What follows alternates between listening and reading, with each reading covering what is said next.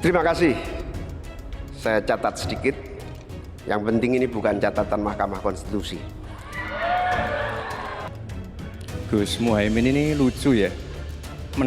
Menanyakan masalah lingkungan hidup, tapi itu kok pakai botol-botol plastik itu. Padahal saya, Pak Ganjar, Prof Mahfud pakai botol kaca. Itu gimana itu komitmennya? Botol plastik semua itu. Saya lagi nyari jawabannya Prof Mahfud. Saya nyari-nyari di mana ini jawabannya. Kok nggak ketemu jawabannya? Saya juga ingin mencari itu jawabannya ngawur juga itu. Makanya kalau bertanya yang kayak gitu-gitu tuh recehan. Gitu. Recehan. Oleh sebab itu tidak layak dijawab menurut saya.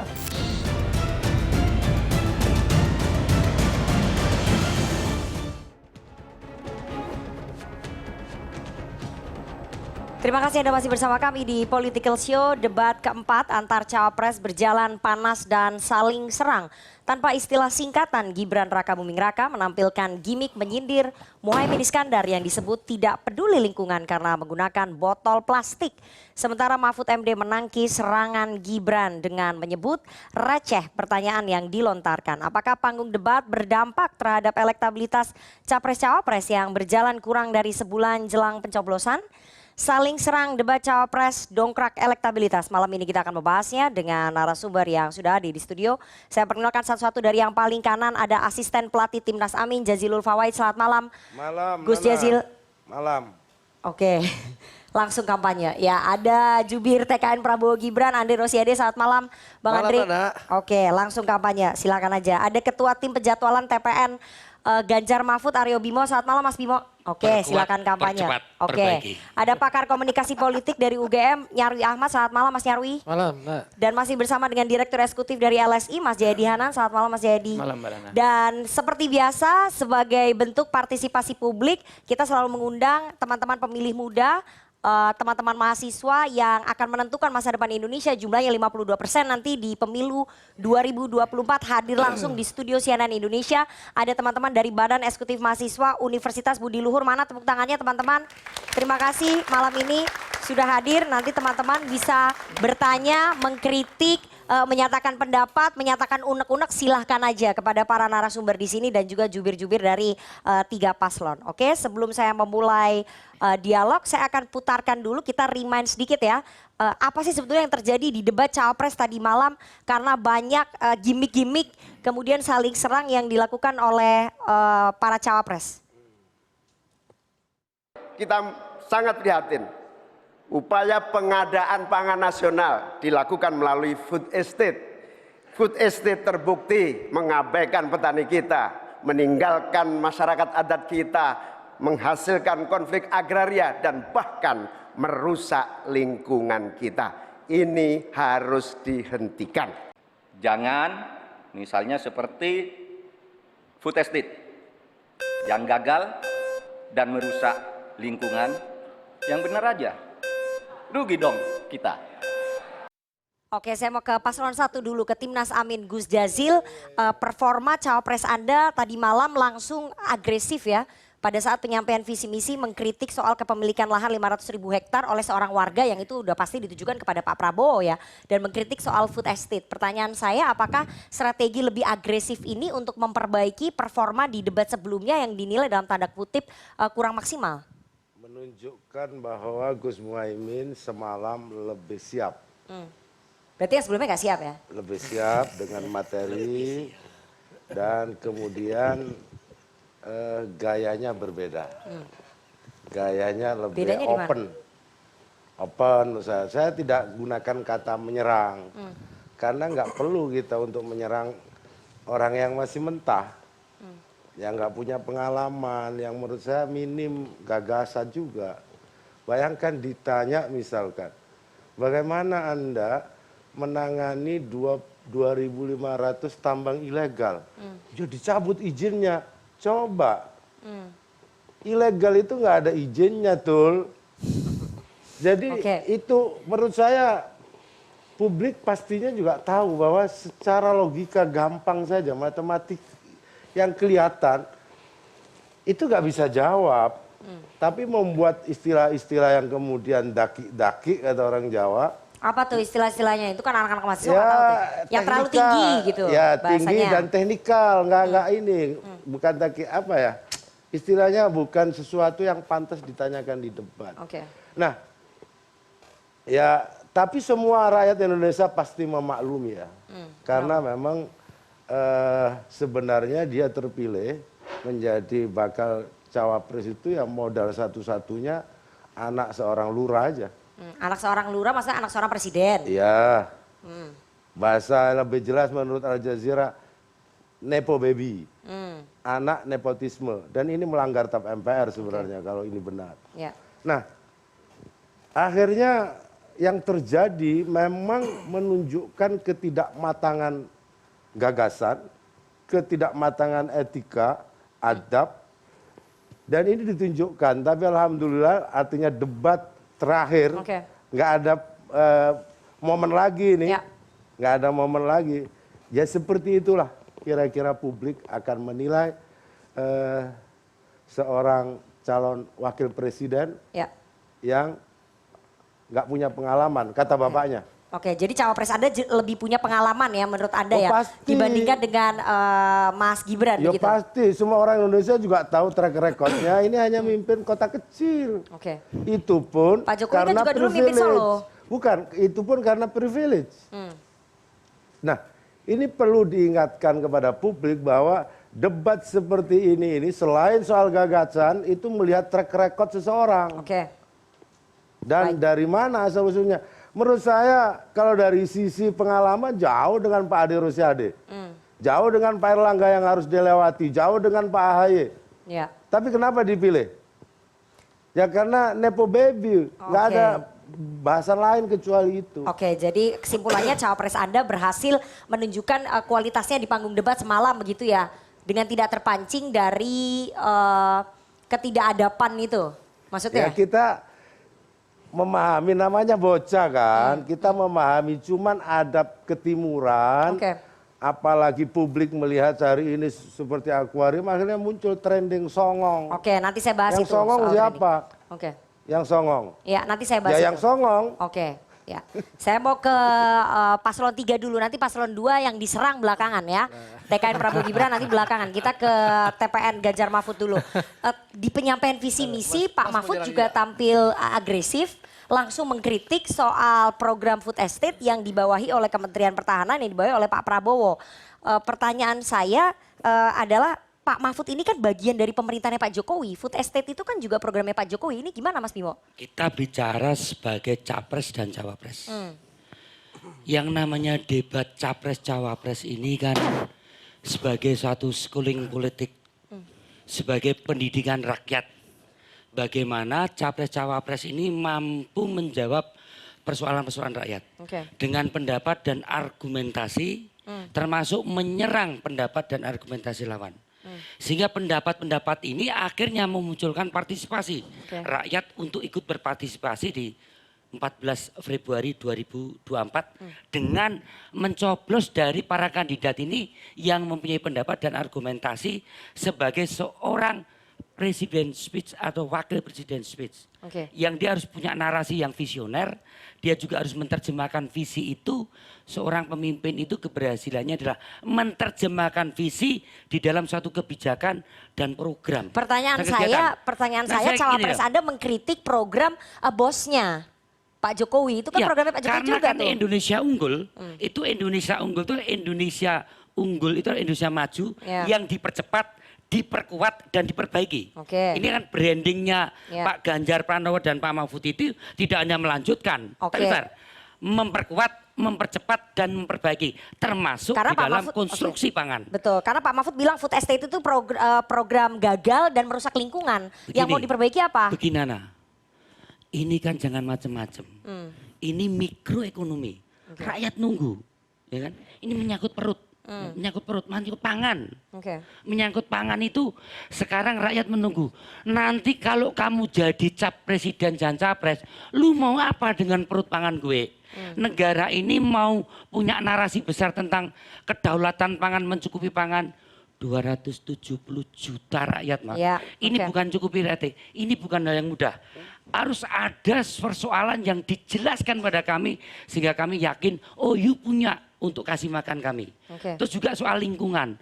Oh you gimana sih global climate change yang nanti energi terbarukan kita akan masuk di industri 4.0 Oke. di mana ini semua ozon ini harus kita Ya, tekan ya. sudah. Ini Kembali dulu nih ke kasih kami konteks pertanyaan saya harapan nih. itu. Oke. Maksud saya jangan macam-macam soal ini. Ini mikroekonomi. Ya. Ini bukan masalah yang gede-gede yang menyangkut rakyat. Jadi menurut saya kalau itu mengkritisi pemerintahan Pak Jokowi sekarang bukan berarti tidak mendukung.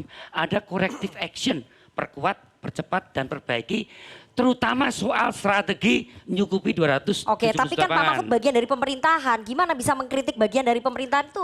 Gimana itu Gini, logikanya agak susah di dalam tadi tapi mengkritik. menerjemahkan visi misi ke kebijakan itu sesuai tupoksinya.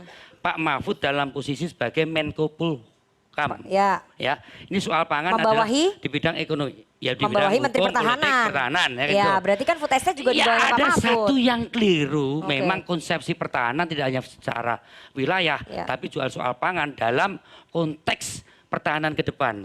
Tetapi bagaimana meninggalkan konsepsi Kementerian Teknis, bagaimana juga narasi hal-hal yang jangan sampai konsepsi nawacita. Nawacita 1 itu 2014, nawacita Ya, ya. 2 itu 2019, nawacita ketiga itu tahun Baik. 2024. Sustain ke depan ini menunjukkan bahwa yang melanjutkan 10 tahun ini Oke. bukan Prabowo Gibran, Tapi tapi adalah Ganjar Pranowo, Oke. Mahfud MD. itu menurut Mas Bimo ya. Saya akan kembali lagi memutarkan. Ya menurut saya bukan menurut Oke. Andre. Iya, Beda iya, lagi iya, nanti. iya. Saya akan putarkan apa sih sebetulnya yang dibahas Mas Gibran semalam sampai memunculkan trending topik di mana-mana. Ini kita putarkan ya. Paslon nomor 1 dan tim suksesnya sering menggaungkan LFP, lithium ferrofosfat. Saya nggak tahu ini pasangan nomor 1 ini anti nikel atau gimana. Mohon dijelaskan. Masih ada waktu, Pak Gibran, apakah akan digunakan? Akan saya gunakan apabila pertanyaannya belum jelas. Bagaimana Gus? Cukup? Saya jelaskan juga nggak apa-apa.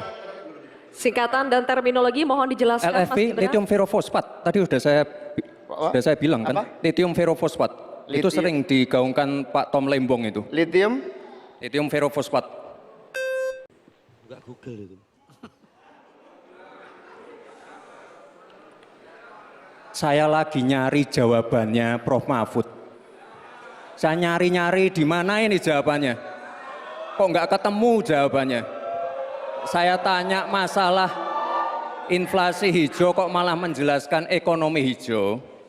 Prof Mahfud yang namanya greenflation atau inflasi hijau itu ya kita kasih contoh yang simpel aja. Demo rompi kuning di Perancis. Bahaya sekali. Sudah memakan korban. Oke, saya mau ke Bang Andre ya, sebagai jubir dari TKN Prabowo Gibran. Gaya komunikasi politiknya Mas Gibran ini agresif, ofensif. Ini sebetulnya mirip ya dengan gaya komunikasi debat di sebelumnya, yang debat pertama. Kemudian pada saat beliau maju di Pilkada Solo juga agresif dan juga ofensif. Pertanyaan saya memang itu ya, strategi komunikasinya menggunakan pertanyaan-pertanyaan yang menjebak lawan itu sebenarnya outputnya apa sih? Ingin mempermalukan lawan atau gimana? Nana, jadi kan hampir semua pihak ya meragukan Mas Gibran itu punya kapasitas untuk maju. Bahkan kubu 01 saja ini, Gus Jazil ini sudah 2 kali kena slepet sama Mas Gibran di debat kedua dan keempat. Masih bilang Mas Gibran tuh nggak layak, nggak mampu, anak kecil, anak kemana sore. Kan ini semua yang disampaikan Gus Jazil ini kan pelecehan kandidat cawapres kami. Tapi kami maklumi. Apalagi klaim-klaim yang disampaikan oleh Gus Jazil, rakyat, mengataskan rakyat. Padahal ya dalam politik demokrasi, keterbukaan yang sudah sangat modern zaman sekarang, kita ada yang namanya lembaga survei. Ya, dukungan rakyat itu terlihat dengan dukungan hasil survei ya dari lembaga-lembaga kredibel semacam LSI, indikator yang Nana sampaikan ini kan terlihat bahwa sejak dicalonkan oleh kami, pasangan Pak Prabowo dan Mas Gibran di Oktober itu ya, sekarang trennya naik. Alhamdulillah sudah mendekati angka 49%. Itu menunjukkan apa? Pilihan Pak Prabowo memilih Mas Gibran sebagai kandidat cawapres beliau itu pilihan yang tepat. Dan Mas Gibran menunjukkan dalam debat kedua dan keempat, orang berpersepsi dia cupu, ternyata Mas Gibran ini suhu. Jadi ketika orang berpersepsi bahwa beliau cupu, kemudian meng-underestimate Mas Gibran, cara membalasnya adalah dengan strategi menjebak dan mempermalukan. Dan itu terlihat dari survei. Pertama Mas Gibran itu saya tanya dulu soal strategi. Pada debat kedua itu kalau tidak salah tanggal 27 Desember kalau nggak salah ya. Nah, survei yang dilakukan oleh Bang Jayadi Hanan sama si Burhan itu, indikator itu diambil kalau tidak salah minggu pertama Januari ya. Nah, apa yang terjadi? Survei LSI, Jayadi Hanan dan indikatornya Burhanuddin Muhtadi itu naik. Ya, yang biasanya 43, saya lagi nggak bicara 45, hasil survei, saya tanya strategi dulu. Ini saya kasih tahu bahwa apa yang dilakukan oleh Mas Gibran di debat kedua itu direspon publik. Maksudnya nggak ada strateginya. Ya, sebentar Mas, saya nggak pernah nyela orang bicara. Bukan nyela, sebentar tenang Mas, santai aja. Ini kan Jadi saya mau ngasih tahu bahwa apa yang disampaikan oleh Mas Gibran di debat kedua itu diterima oleh rakyat dan itu terlihat dari naiknya sebentar Mas. Sentimen terlihat negatifnya tertinggi. Itu sentimen Pak Prabowo sentimen negatif tertinggi. Mas Bimo. Gibran tertinggi. Nah ini kok hasil survei coba positif. Nana sebagai moderator bisa diatur gak ini? Sebentar. Ini kita cuk sedikit. Enggak, Biar Mas. kamu ngaco sedikit. Jadi gini, ini saya maklumi. Tanda-tanda orang kalah kan memang panik gitu loh. Jadi gitu.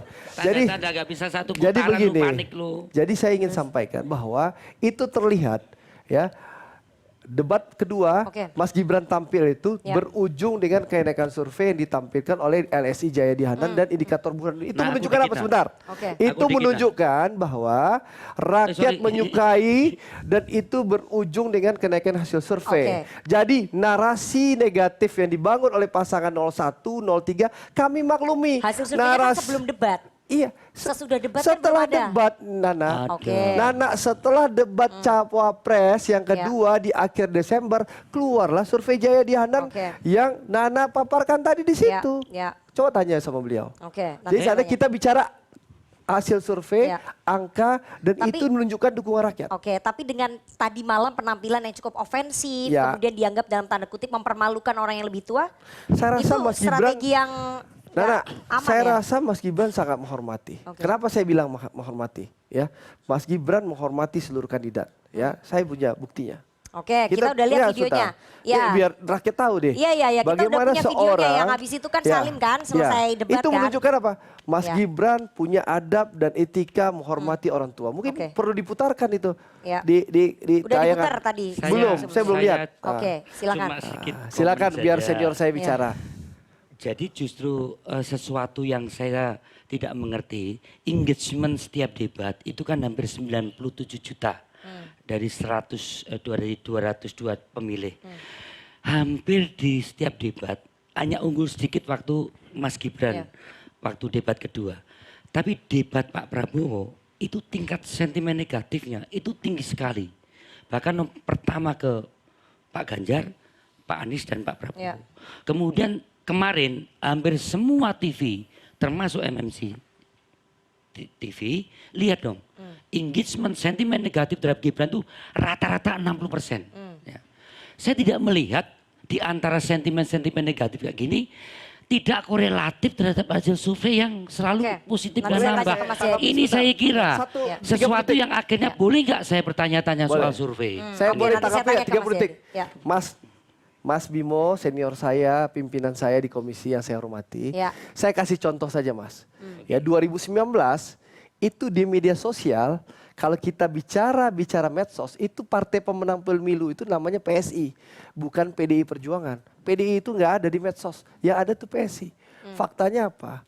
2019. Faktanya PDI partai pemenang pemilu. Jadi Mas, PSI sih. iya saya kasih contoh 2019 yang lalu Di Mas. mana? Ya PSI itu maksudnya kuat Jadi banget di medsos. kuat di medsos 2019, PDI itu nggak Oke. kuat di medsos. Faktanya apa? PDI partai pemenang pemilu di 2019. Ya, tapi Intinya jumlah, apa? Maksudnya jumlah gimana? pemilik Media medsos, sosial itu jumlah Bukan pengguna media medsos bukan sosial. segala-galanya. Di mainstream 2024 loh. itu berbeda sekali. Mainstream loh. Bang Andre, oke nanti saya mau tanya. Kompas, TV One, Iya, Bukan, iya. ini mainstream bukan media medsos. Ya. sosial. Oke, tapi pengguna media sosial di 2019 dengan 2024 sangat berbeda. Timnas Amin mau menambahkan?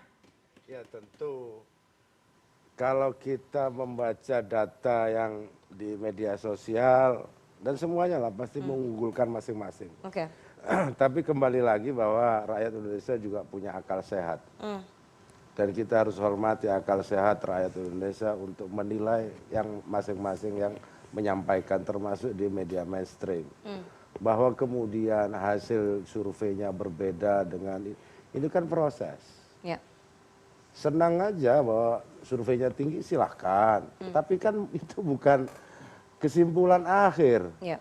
Justru bagi kami yang penting biarkah mereka surveinya tinggi, kita kalahkan di TPS. Oke. Itu aja. Oke, Cukup sudah. Oke, saya mau ke Mas Nyarwi dulu ya. Mas Nyarwi, saya ingin Anda menganalisa performa Gibran Rakabuming Raka yang cukup ofensif dan juga agresif pada debat Cawapres tadi malam. Itu memang strategi yang memang dipasang untuk menggagalkan pandangan publik bahwa beliau ini cupu, kemudian selalu di underestimate gitu. Jadi strateginya harus kayak gitu. Ya itu kan elemen surprise yang pengen dimunculkan Gibran menurut saya. Dan itu sudah muncul di debat yang kedua kan. Oke. Artinya selama ini kan orang punya persepsi seperti itu dan dia pengen membuktikan soal kompetensi itu. Nah tapi begini, kalau kita ngomong elemen komunikasi politik ya. Nah itu ada 3. Ya, satu elemen yang sifatnya logika atau logos tadi. Ya, kemudian ada juga patosnya gitu ya. Personality, karakter dan seterusnya. Kemudian etos, patos sama logos. Jadi yang patos ini terkait dengan emotional connection ya. Nah, begini. Jadi kalau misalnya orang melakukan debat itu kan bukan hanya pesan sebenarnya, tetapi juga kesan. Nah, yang kita bisa kontrol itu sebenarnya pesan. Nah, yang tidak bisa kita kontrol di situ kesan. Nah, makanya debatnya yang terakhir ini kalau kita lihat, itu kan menurut saya kita lihat di medsos lah, itu banyak kontroversi. Jadi ada yang misalnya suka pada Mas Gibran gitu, yang belakang jaketnya ada tulisan Samsul ya. Kita lihat itu Mas Samsul gitu belakangnya.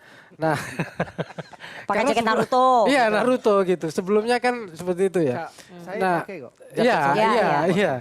Nah, itu gimmick lah ya. Iya, gimmick. Nah, itu ada yang memang bagus performanya. Dan kita lihat artinya apa dari sisi logika, kompetensi. Orang punya bisa melihat itu, Tapi istilah-istilah. Tetapi kemudian kan ada persoalan tuh kita lihat. Itu kok misalnya kurang sopan ke Profesor Mahfud misalnya begitu. Pertanyaan ke Caimin kok dengan istilah-istilah yang tidak familiar ya. Yang kemudian, nah itu muncul persoalan kesan, etika, ya? kesan. Ini kesan. jadi Balik kesannya lagi. apa? Positif apa negatif? Nah makanya itu kalau di medsos banyak juga yang mungkin bisa kita cek. Datanya bisa kita buka ya di data Twitter maupun yang lain.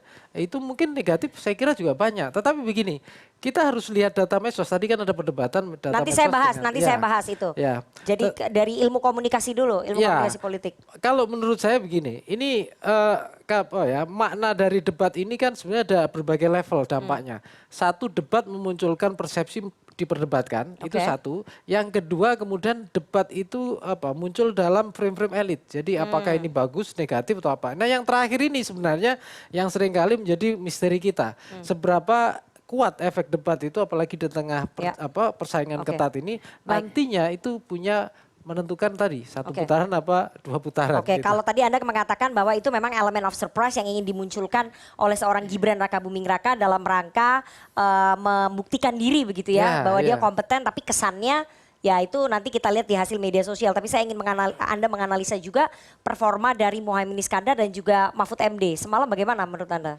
Ya begini, saya harus mengatakan sebenarnya kan yang mengelit permainan di debat ini, saya kok melihat kesan itu yang lebih siap secara strategi itu memang Mas Gibran ya, Gibran. Dan dalam posisi yang lebih cenderung ya untuk Pak Mahfud maupun Pak Muhaimin ini cenderung defensif. Walaupun sebenarnya di awal itu punya peluang yang sama untuk mengelit ya, ibarat permainan sepak bola kan sebenarnya punya peluang yang sama. Tetapi memang kemudian kan apa ya? Ini saya contohkan kalau misalnya yang kedua ya, Gus Muhaimin ya. Gus Muhaimin tuh lumayan taktis saya lihat. Kenapa? Cara membangun argumen ya untuk intronya main Lebih tertata ya. Kemudian yang terakhir closingnya pun selalu ada. Jadi misalnya transisi energi Ya, ya. ya. Nah itu kan ketahuan antara bagaimana dengan yang lama terus transisinya kayak apa. Nah itu ada poin. Oke. Nah di Pak Mahfud ini harus saya mengatakan seringkali banyak waktu yang terbuang. Jadi ibarat kita kalau saya dan Mas Jayadi baca naskah akademik, latar belakangnya kepanjangan. Oke. Jadi Kurang straight to the point. iya, jadi ini ibaratnya latar belakang itu ya cukup berapa paragraf gitu aja, penjelasannya yang panjang, argumen kuncinya. Nah, ini saya kira butuh skrip ya, butuh skrip yang bisa membantu atau mempermudah, atau paling enggak stylenya yang perlu diimprove di situ. Oke, itu penilaiannya Mas Nyarwi dari sisi komunikasi politik ya, Ya, dari keilmuan komunikasi politik. Saya ingin lebih ke statistiknya, Mas Jayadi, seberapa besar sebetulnya pengaruh debat cawapres semalam mempengaruhi pemilih ya? Kalau semalam belum tahu, kan baru semalam. Kita belum bisa dapat hasil dari survei ya. Tapi sebetulnya debat itu mengubah berapa persen sih? Kalau belajar dari 3 debat terakhir, ya, misalnya debat ketiga yang kita antara lain hasilnya tuh ada di elektabilitas yang kita bahas tadi ya. Debat ketiga itu yang nonton 40%. Oke. Sekitar 40%. Nah tapi penontonnya itu partisan. Dari 40% itu 25%-an itu pemilih Anies. Iya. 45,6%-an itu pemilih Prabowo. Jadi sudah strong voter semua. Iya, lalu 22% pemilih Pak Ganjar. Oke. Mau diapain itu juga Tetap milih itu. Nggak mungkin berubah yang ya? bisa berpengaruh adalah yang menyatakan tidak tahu tidak jawab. Nah kemarin itu kan terlihat di kuesioner ya? kelihatan. Iya. Ada. Variabel dong. ditanyakan. Oh, Ada dong. ada semua. Iya. Ada semua. Kalau nggak bisa ditampilin Iya. Gus. Gus. Mas Jadi Bimo. Gus. Mas Oke. Bimo. Jadi kan ada 8%-an yang tidak tahu tidak jawab. Nah, kalau dari debat ketiga dari 8%-an itu yang nonton cuma sekitar 2,5%. Oke. Kebanyakan yang menyatakan tidak atau tidak jawab atau pemilih mengambang itu nggak nonton debat ketiga. Itu yang temuan LSI. Debat ketiga itu yang pada saat Iya. capres ya? Iya. Oke. Capres ya yang, Ya, yang ya. Nah, apa itu artinya? Pertama, penonton itu partisan. Kalaupun ada sentimen negatif segala Nggak macam akan di mengubah media sosial, pilihan. susah itu berubah. Oke. Yang kedua, yang biasanya akan sangat mudah atau lebih mudah diubah dan biasa menjadi target adalah yang 8%. Masalahnya yang 8% itu kebanyakan nggak nonton. Oke. Itu kalau temuan LSI ya. Nah, itu faktanya. Nah, apakah di antara yang tadi saya sebut partisan tadi yang dari pemilih Amin, pemilih Pak Prabowo, pemilih Ganjar Mahfud, apakah mereka tidak bisa berubah? Bisa. Temuan LSI tidak ditampilkan di sini, 11,2% yang menyatakan bisa berubah. Tapi 11,2% itu tersebar hampir merata di seluruh capres. Oke. Jadi kalau misalnya ada pemilih Amin misalnya pindah ke Pak Prabowo, Nanti ada pemilih juga Pak Prabowo yang pindah ke Amin. Itu. Jadi Oke, dia jadi muter aja di situ ya, muter Mas? aja di situ. Oke. Maka apa hasil yang kita peroleh? Ya Prabowo tetap di nomor. Oke. Tidak ada tadi lembaga survei yang menemukan Pak Prabowo di nomor 2. Ya, Nggak ada kan? nggak ada. Semuanya di nomor Semua di 1. nomor 1. Bedanya cuma di angka. Oke, baik. Ada yang angka 42, Ya, rata-rata ada yang di- angka 47. ya. Misalnya ada yang menyatakan angka Pak Prabowo 42, LSI 47. Apakah sama? Secara statistik bisa sama. Kenapa? Kalau 42 itu dia bisa bergerak antara 39 sampai 45. Kalau 47 dia bisa bergerak antara 43 sampai 50. 40. Masih ketemu angka 44, 45-nya. Oke. Jadi itu tidak berbeda sebetulnya secara statistik. Oke, saya ingin Anda jawab ya, demografinya usia anak-anak muda itu pada nonton debat gak? Kalau dari survei LSI. Semua Kan jumlahnya mereka cukup besar ya, demografinya 52% tersebar ya. Oke. Tersebar. Tentu saja karena anak-anak muda itu adalah pemilih terbesar, maka yang nonton debat ya kebanyakan adalah para Mereka. pemilih yang itu. Oke, Jadi Tapi baik. satu Nana, kan Mas Jayadi survei pakai telepon.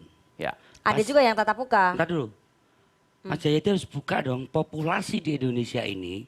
Berapa persen sih yang terjangkau oleh telepon? Harus dong. 83%. Hah? 83%. Berarti 17% tidak masuk dalam standar Betul, populasi. betul. Ini yang harus dibuka. Oh, dibuka bahwa itu. hasil itu Oke. selain undecided yang belum menentukan, ada 17% tidak bagian pengambilan populasi untuk menentukan sampel. Iya, itu terus disampaikan terus. Enggak disampaikan. Iya, CNN yang nggak nampilin. Iya, itu ini kan yang tadi maksud slide-nya saya. nggak semuanya. Harus real. Ada di hasilnya. Bahwa ini belum representatif seluruh populasi Iya. pemilih. Iya, Ada iya. Itu ada di 20% slide yang tidak surveinya terjangkau. Mas Jadi, tapi kita kan Karena nggak bisa mempengaruhi nampilin. hasil persentase loh itu. Iya. Nah, kalau indikator Oke. tetap muka, Mas. Baik, Yang baik. 48,6 Pak Prabowo lebih banyak, lebih unggul daripada Pak LSI, Iya. itu tetap muka. Baik. Nanti kita buka yang tatap Dampak muka. kita akan bahas di segmen selanjutnya dampak elektoral, dampak sentimen positif dan juga sentimen negatif terhadap elektoral ketiga capres-capres. Tapi kita harus jeda terlebih dahulu. Jangan kemana-mana, tetap bersama kami di Political Show.